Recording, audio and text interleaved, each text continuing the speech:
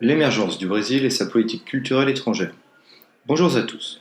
Nous allons vous parler de l'émergence du Brésil et de sa politique culturelle étrangère. Tout d'abord, il faut savoir que le Brésil compte 206 millions d'habitants, ce qui en fait le pays le plus peuplé d'Amérique latine. Sa superficie est de 8 500 000 km². Il couvre à lui seul 47% de l'Amérique du Sud et sa capitale est Brasilia. Le Brésil est le seul pays luxophone de l'Amérique latine. Son PIB est de 1796 milliards de dollars. Il en est en augmentation depuis les années 60, malgré une légère baisse depuis 2011. Cela est dû à une crise économique qui traverse le pays, aggravée par des incertitudes politiques et par un blocage structurel. Le Brésil reste la 7e puissance économique mondiale et sa monnaie est le réal, qui est la 16e monnaie utilisée dans le monde. Il fait partie des pays émergents, les BRICS, regroupant la Russie, l'Inde, la Chine et l'Afrique du Sud. Selon certains observateurs, le Brésil serait toutefois encore à la recherche d'un projet stratégique d'ensemble, sa croissance étant depuis plusieurs années soutenue par une vision plus géopolitique que géoéconomique, basée davantage sur la puissance que sur la compétitivité.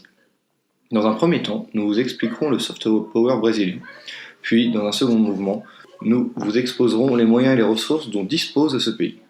Et pour enfin terminer sur les buts et objectifs du pays. Tout d'abord, le soft power brésilien.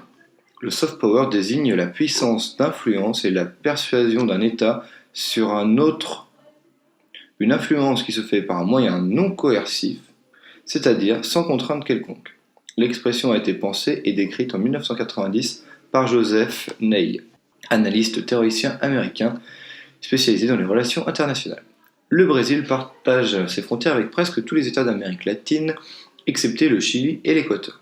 Les pays tendent vers le soft power des États-Unis, se voulant diversifié, attractif, moderne et créatif. Sa culture est très large, allant de la musique à la danse, en passant par le sport. Concernant la danse, le précédent en possède plusieurs, avec notamment la samba, ayant une influence internationale, et la capoeira, qui est une danse mélangée à des arts martiaux. Ces danses sont connues et dansées à travers le monde. Sa musique, très riche, et aux héritages indiens, européens et africains, est reconnue dans le monde entier. Le Brésil est à l'origine de certains styles tels que la samba ou encore la bossa nova. Des festivals internationaux sont également exportés au Brésil, tels que Tomorrowland depuis 2015 ou bien l'Ultra Music Festival accueillant 300 000 personnes en 2016. D'un point de vue sportif, le football est le sport par excellence du Brésil. Son équipe nationale, la Seleção, a été sacrée 5 fois championne du monde en 1958, 1962, 1970, 1994 et enfin 2002. Le Brésil possède également des circuits automobiles, notamment celui d'Interlagos, situé à Sao Paulo, accueillant l'une des courses de championnat du monde de F1. En plus du football et de l'automobile, le Brésil a accueilli 2 événements majeurs dans le milieu sportif qui sont la Coupe du monde de football en 2014 et les Jeux olympiques en 2016 qui se sont déroulés à Rio. Enfin, ce pays rayonne à travers le monde par son incroyable carnaval qui réunit chaque année plus d'1 million de touristes pendant 10 jours. Ainsi, au terme grand 1 sur le soft power, nous avons pu voir l'aspect culturel de la puissance brésilienne. Nous allons donc maintenant passer aux moyens et aux ressources économiques dont dispose ce pays. Donc le Brésil appartient au Mercosur, le marché commun d'Amérique, qui est une communauté économique qui regroupe plusieurs pays d'Afrique du Sud. En l'occurrence, le Brésil, l'Argentine, l'Uruguay, le Paraguay, le Venezuela, la Bolivie et les pays associés tels que le Chili, la Colombie, le Pérou et l'Équateur. Ce marché commun d'Amérique du Sud est régi par le traité d'Ascension datant de mars 1991. Ce traité organise la libre circulation des biens et services et des facteurs de production.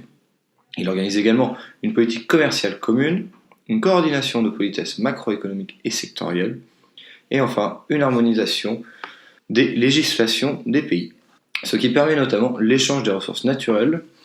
Ces dernières sont abondantes sur tout le territoire brésilien. En effet, il regorge de bois, avec la forêt qui couvre 53% du territoire brésilien, de l'eau, grâce à laquelle le Brésil fournit 2 tiers de l'électricité du pays et fait partie des 3 principaux producteurs d'énergie hydroélectrique avec la Chine et le Canada. Il dispose également de minéraux, notamment de l'aluminium, de l'or, du fer et du nickel.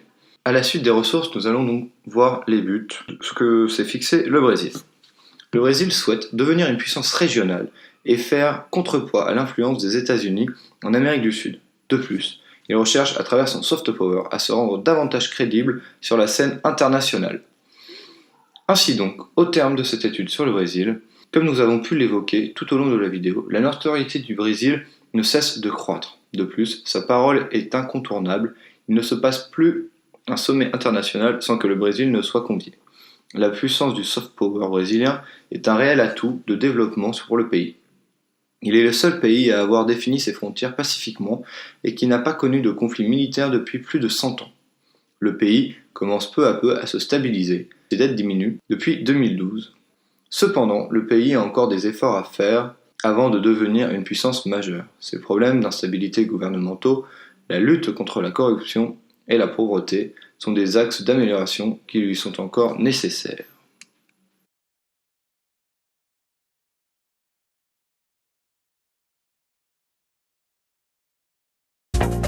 Meu Brasil brasileiro, meu mulato insoneiro, vou cantar-te nos